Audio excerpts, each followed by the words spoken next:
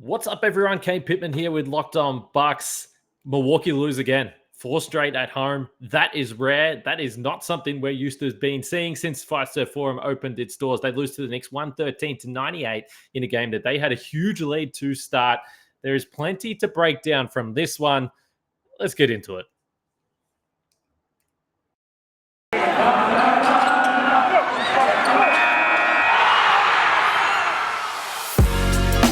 You are Locked On Bucks, your daily Milwaukee Bucks podcast, part of the Locked On Podcast Network, your team every day. Welcome to Locked On Bucks. I'm your host, Kane Pittman. You can hear me and see me daily on this show, and also find my words over at ESPN and NBA Australia. Today's episode is brought to you by McDonald's. Proudly serving communities since 1965, McDonald's has always been more than just a place to get tasty, affordable food. It's an unofficial community center. A big thank you to our friends at McDonald's for always being there. I'm loving it, but I am not loving the way that this Bucks game panned out. As I mentioned, the Bucks fall to the Knicks 113-98. Before we get into it, of course, as always, we thank you for making Locked On Bucks your first listen of each and every day. A little weekend podcast here. I was hoping it was going to be a bit more of a jovial atmosphere as we get rolling here. But before I get into the game, some cool news, some fun news for Locked On Bucks. I know we've had a lot of people asking, we need to change the theme music. For those that are listening in podcast format, you hear that theme music every day. On YouTube, we're working on it. There's some copyright stuff there that we have to work through. But our friend, Danny Schmitz, at Danny_Shred on Twitter, has come through with the goods. I have the new intro in my hands. It's cool. It's very cool. It's very fun. A nice reminder every day for you guys listening to the pod that the Bucks are the NBA champions, even if they're not playing exactly like that right now. So the new intro music, hopefully sometime next week. We're just going to work through some stuff to make sure we're good to go and bring that into the show. So that's going to be a lot of fun. 113-98 was the final here, as I pointed to. Milwaukee leading 38-19 after the first quarter.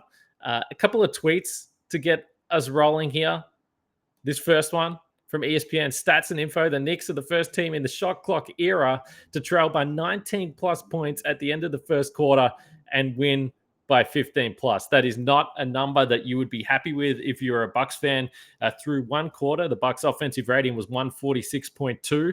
By the end of the night, that offensive rating was down to 99, which gives you a fair idea of how this game played out. They only managed 60 points through the final 3 quarters of this game.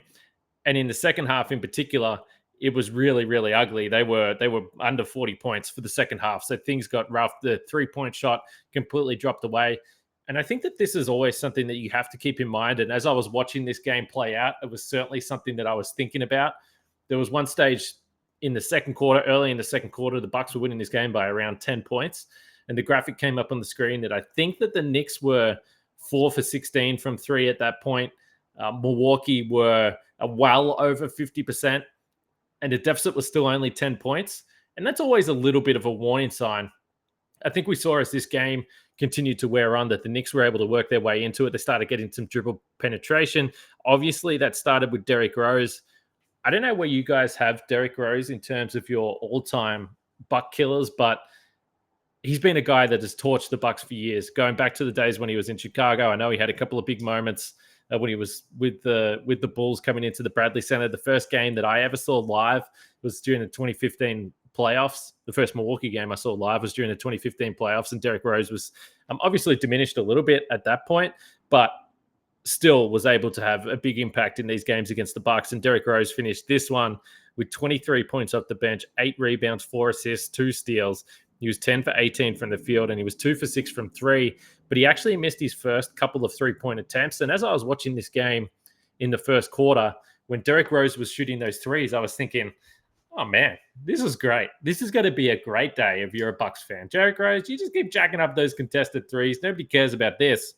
I don't know what his percentage is for the season, but let's just say I wasn't surprised that the tide started to turn a little bit and he knocked him down, because it became a second half that kind of typified the way the Knicks were going. Their 3-point shot was really able to roll. I mentioned the fact that they were 4 for 16 at one point. They still only ended up 10 for 40 on the night, 25%, but a lot of their damage was done within the arc, and specifically when it came to the glass. Look, we've spent a lot of time here over the last week or so discussing the fact that the Bucks are desperately missing Brook Lopez, but the numbers don't lie tonight. The Bucks could only manage a 56.1% defensive rebound percentage here. So the Knicks overall 41 for 96. So they missed 56 shots on the night, and they picked up 20 offensive rebounds. So they picked up the offensive rebound on 20 of their 56 missed shots. If my math is correct here, off the top of my head, as I'm looking at the box score, that is an incredible number. And obviously, it comes down to personnel, that Brook Lopez isn't out there. I think it also comes down to unfamiliarity with these guys that are on the floor together. And also it comes down to effort a little bit. You know, I mean, there was multiple times there where the Knicks were just outworking the Bucks. And once the game started to get away from Milwaukee, they were getting some stops. It's not like the Knicks were shooting the lights out, but Milwaukee just couldn't secure the rebound. I've seen Mike Budenholzer pretty pissed off after games before. I think tonight might have been the most angry that I've seen him. Certainly a very, very short Zoom call, or for people that were in person, press conference post-game only lasted about 3 minutes.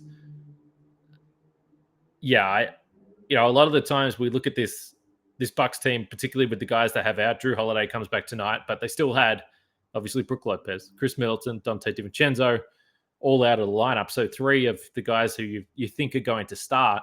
So it's you can lose, you can lose games, and we've spoke about this. Like, if you're a Bucks fan, you have to be prepared for the fact that this is going to get worse. The Bucks have got a difficult road stretch coming up here now.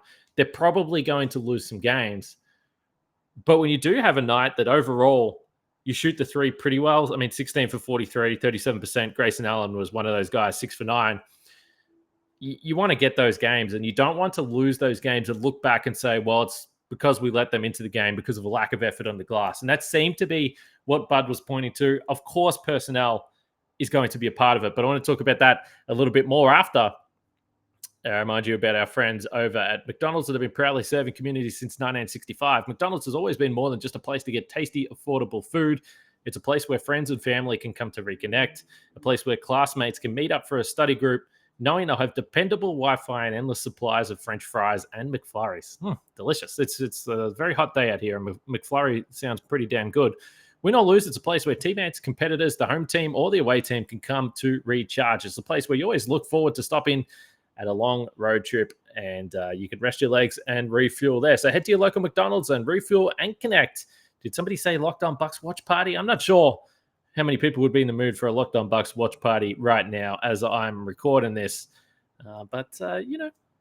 McDonald's, I'm loving it. Like I said, not loving the Bucks tonight. Still loving McDonald's, though. But I tell you what might come in handy for Bucks fans, and that would be the Calm app. Now, do you want to know what makes LeBron James, that's right, King James, sleep? Sleep is his superpower. Calm, the #1 app for sleep and meditation, has teamed up with LeBron James to help you activate the power of sleep. When it comes to athletes, we tend to focus on physical fitness, but there's another side to the game, and that's just as important, mental fitness. Calm, the #1 app for sleep and meditation, has teamed up with LeBron James to help you train your mind and become the champion version of yourself.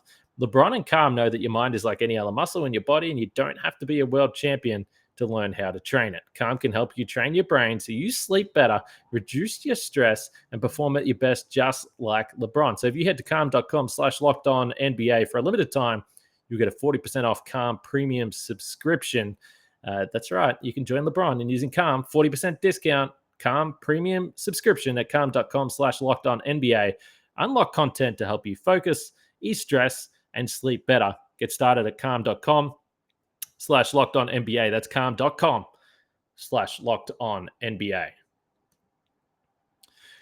So as we keep it rolling here, again, thank you all for making Locked On Bucks your first listen of every single day. Even here on the weekends, you guys will join in. You'll listen to the post-game show. Maybe this will help you. You know, we were just talking about Calm before the ad, but we talk about this. Sometimes it's a bit of a therapy session when the Bucks lose a game. Tonight, probably one of the more frustrating losses. I think we can all accept that. You'd like to be able to take advantage of those games at home when you lead by a lot. But just to continue with the thought process around the rebounding, whether it comes down to effort, whether it comes down to personnel, again, I think it's a little bit of both.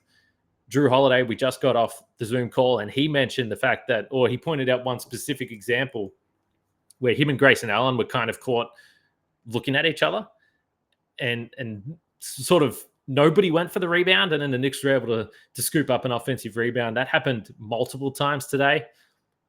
And it's unfamiliarity with playing with each other. But again, it's guys also playing out of position, perhaps being in unfamiliar spots on the floor with unfamiliar responsibilities. That plays a big part because Brook Lopez has been the guy that has done so much of it. Eric Name tweeted the number today. I think it was like 219 out of 227 regular season games or something like that Brook Lopez has played. 219 out of 227. That might have been before this season. Whatever the exact number is, it's a lot. We've watched this. We've always made the joke in previous years, even when there was a game where all the Bucks players were out of the lineup, Brook was like the random guy that had to play. It was like Brook and Pat Connaughton. So there is legitimate, I guess, chemistry issues here with these guys trying to figure out who's supposed to be where. And again, of course, people will come out and say, well, you just need another big man. Yeah, I agree. Again, you're not going to get a big man that's close to Brook Lopez in terms of what he can provide, how he fits with this team. So, yeah, I think another big body would help. I've said that the whole time. I'm not sure that that's exactly the answer that's going to cure all the problems. I think these guys need to get used to playing with each other, I should say.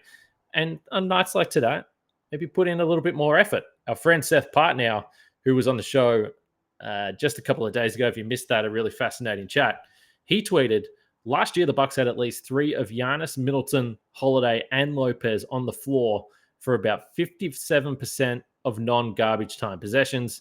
So far this year, it's under 8%. Now, when Brook Lopez has only played like one game, I think he's played one game, then yeah, obviously that number is going to be down. But it does bring up a pretty interesting point. Seth tweeted earlier in the game that I think that the Bucks had, I think it was in 21 of the second half minutes tonight that classified as non-garbage time. They only scored 27 points.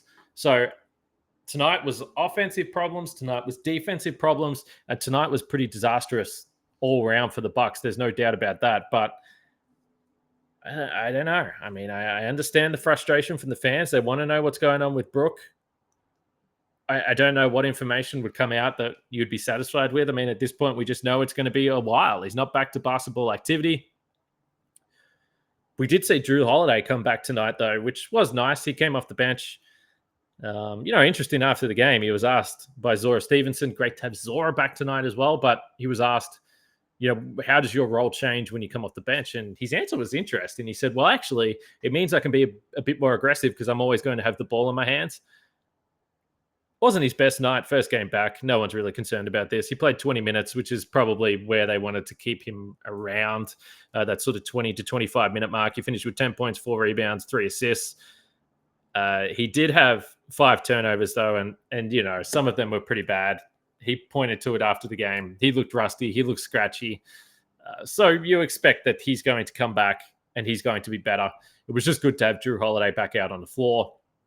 The Bucks have got a couple of days now before they play again. But as we pointed to, they're out on the road. So they got Washington on Sunday. On Monday, I believe it's been officially announced, even though we knew this was going to be the case. But Monday afternoon, local time, they'll have their trip to the White House there as well. As I look at my League Pass app here, I think it's supposed to be around 2 p.m. Eastern time, or I think that's about right there, 1:30 p.m. Eastern time. And then they're in Philadelphia, the rivals who, hey, give the Sixers credit. They're playing really well. And then they're back at New York the next day. And then the road trip continues. They've got a game against Boston. So, as I pointed to, one game under 500 now, 4-5 on the season. So I spoke about this with Justin going back last week. These are the games that you just can't afford to lose. You really have to be able to get on top of these games. And and pick up these wins and cash in on these wins. So this is going to be one that's going to sting the Bucks for a little while here. There were a couple of positives, though. I do want to talk about Jordan Nwora and also Grayson Allen, because I love their play tonight. I love their play almost like I love Thanksgiving. All of the good food and treats, and plenty of them. There were plenty of treats tonight from Grayson Allen and Jordan Nwora, but maybe you want a yummy dessert. We didn't quite get the dessert tonight because the Bucks couldn't get the win. But it is the perfect time of year for Built Bars. Built Bar is a new holiday dessert. Feast on something delicious and feel good about it. One slice of pie has upwards of 300 calories, and that's on the low end.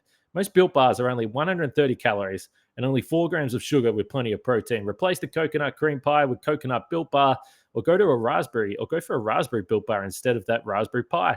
Lots of good flavors to replace any pie there. Low calorie, low carb, low fat, high protein, covered in 100% real chocolate. Built is a great option for when you're hungry. If Thanksgiving isn't coming soon enough, go for a Built Bar or two. Stock up, get that mixed box, get them in your cupboard, and they'll at least get you through to Thanksgiving. There's nothing like a Built Bar Black Friday. Mark your calendar. Black Friday will be a huge event with all sorts of surprises. Go to built.com, use the promo code LOCKED15, and you'll get 15% off your order. Use promo code LOCKED15 for 15% off at built.com. So I mentioned a couple of players that stood out to me tonight. Grayson Allen, certainly one of those. Jordan Nwora as well. Pretty impressive. We'll start with Grayson Allen. Season high for him on the night. It's the first time this season he has cracked 20 points. He was really filling it up early. I mean, when the Bucks were flying in this game, it was all Grayson Allen. He finished with 22 points, 5 rebounds, 2 assists, a steal. He had a block as well. He was 6 for 9 from 3. And again, if you're just looking for positives from this game, by the way, I did look it up. You know, Grayson Allen's NBA career high is 40 points. This man scored 40 points in a game.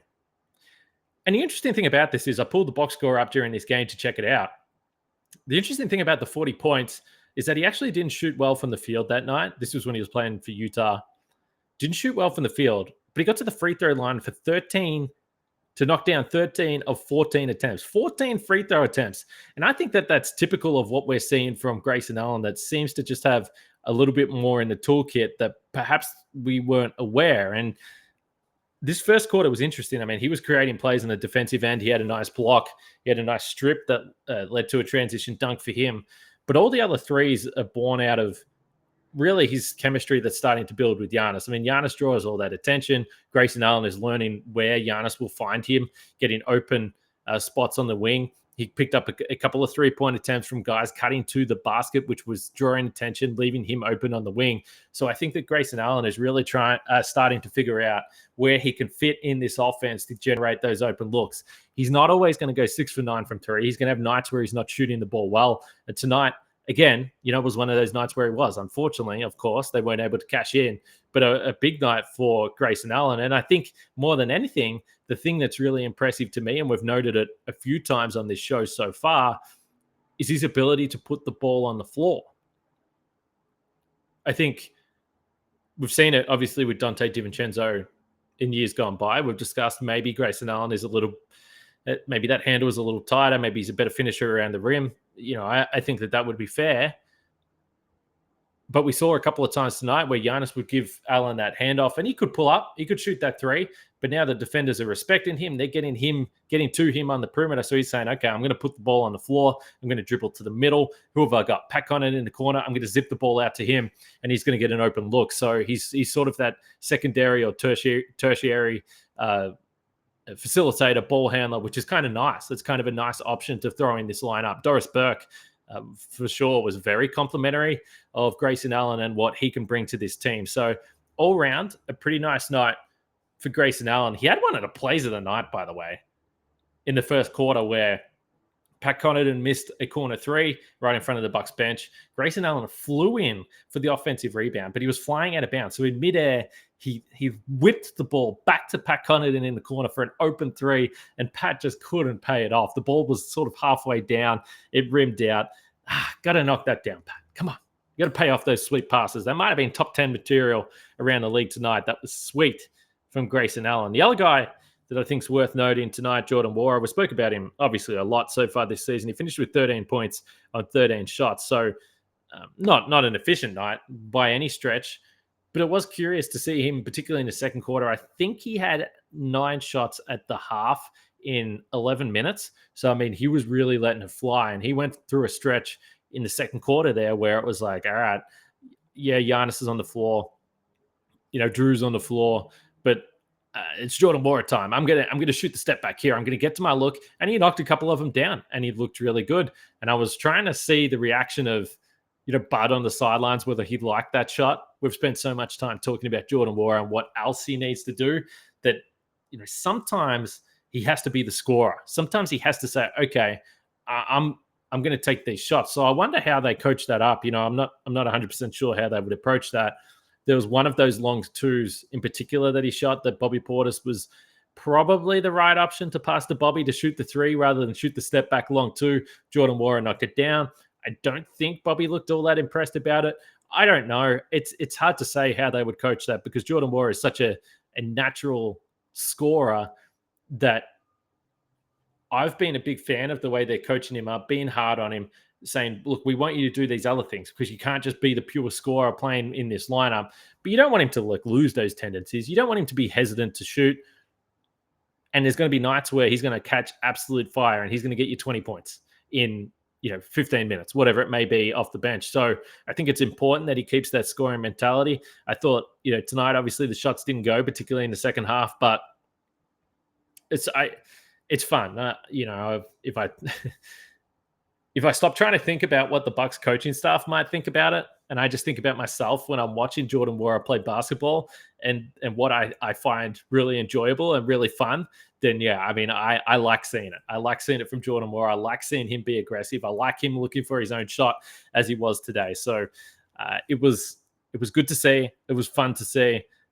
Didn't exactly always pay off, but I think there is a balance there between Jordan Nwora being super aggressive and also then doing the team things and the rebounding. Obviously tonight would have loved him to be crashing the glass there as well because the Bucks certainly needed it. So I've gone through some of the numbers tonight. This was obviously a pretty ugly loss for Milwaukee. They're 4-5 on the season. Twitter's been a mix of, I think, fans where the frustration is starting to build a little bit and then other fans that are just like, okay, well, I'm not going to take much away from this loss. I'm definitely in the camp that there's no point taking a lot away from this loss. You've got Drew Holiday coming in on limited minutes, clearly rusty. You don't have 3 other starters in the lineup. The Knicks are generally a pretty solid team at the moment, so it's not like you just got beat by an awful team. It just feels like a wasted opportunity when you're trying to again, I keep saying it over and over. You're going to get sick of hearing me saying it, but when you're trying to bank these wins, but it is unfamiliar for the Bucks. Like it really is an unfamiliar situation. And I tweeted this out, just brought it up on the screen here. I said the home fans are a little bit stunned, and they sounded stunned. They were dead quiet. Milwaukee just hasn't lost at Fiserv Forum too often since the doors opened. So the first year of the Bud era, 33-8 at home. 2020, 30-5 at home. That was obviously the shortened season there. And then 2020, 2021, 26-10 at home. So they lost a few more games last year. But even to get to that 26-10, I mean, they'll obviously have a few extra games this year. But to get to that 30 win mark, for instance, where you'd have to be 30-11 at home, they would have to go 29-7 the rest of the way. I mean, it's just strange. I mean, this Bucks team has been such a juggernaut at home. Obviously, they were a juggernaut at home during the postseason as well. We saw that that they rarely lost at home, and it almost suited them that they had that they gave up home court advantage. They're a terrible game one team, then they bounced back and played really well. But some work to do for the Bucks. As I said, they've got the Wizards in a couple of days here. Again, this is a Wizards team that's been playing seriously good basketball, so the challenge is right there for the Bucks. Before I sign off today, remind you about the Locked On Fantasy Basketball podcast with Josh Lloyd. Make sure you check that out. He's doing great stuff. Again, if you're a Bucks fan and you're playing fantasy and you've got Bucks players in your team, tough times here. As it is for the Bucks, they're 4-5 on the season. As I mentioned, they go down to the Knicks 113-98. Huge turnaround in this game. Disappointing one for the Bucks, no doubt about that. We will be back for a post-game pod after the game in Washington. And then obviously on Monday, there'll be probably something to talk about from the White House. I don't know what Giannis is going to say or do, but I'm sure it will be very entertaining. So we'll have all that coverage. Thank you again for subscribing, following along with Locked On Bucks, and of course, giving your contributions to the show in the comment section, either on YouTube or on Twitter. As you can see, my handle there at Kane Pittman. Continue to do so because, like I always say, you don't have to agree with me. If you don't agree with me, tell me I'm wrong. We can have a debate about it. We'll talk about it on the show as well. That's part of the fun. So for now, we'll leave it there. We'll be back after the Wizards game. Hopefully, the Bucks can get back to 500. We'll see how it goes. I'll catch you guys there.